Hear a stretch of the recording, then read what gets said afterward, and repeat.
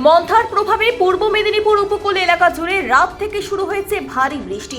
মন্থার প্রভাবে দীঘা উপকূলের বিভিন্ন নিচু এলাকাগুলিতে জল জমেছে। গতকাল বিকেলে তমলুক শহরে কালীপুজোর লাইটের গেট ভেঙে পড়ে যাওয়ার দাপটে আজ সকাল থেকেও চলছে ভারী বৃষ্টি। উপকূল এলাকায় বিচ এলাকায় পর্যটক অনেকটাই কম। সমুদ্রে পর্যটকদের স্নানের ক্ষেত্রে নিষেধাজ্ঞা জারি করা হয়েছে সকাল থেকে।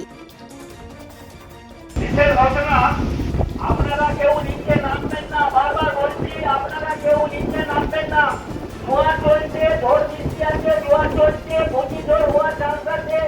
আপনারা দয়া করে উপরে বসুন। আপনারা কেউ নিচে নামবেন না, উপরে উঠে আসুন।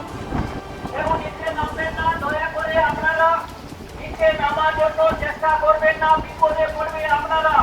প্রতি ঝড় হওয়ার চান্স আছে, আপনারা ধোঁয়া চলছে, আপনারা নিচে নামার জন্য চেষ্টা করবেন না।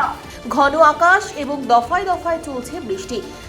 সকাল থেকে দফায় দফায় বৃষ্টি। উপকূল এলাকায় চলছে মাইকিং। সমুদ্রে নামার ক্ষেত্রে কড়া নিষেধাজ্ঞা। দীঘা, তাজপুর, মন্দারমণিতে চলছে মাইকিং।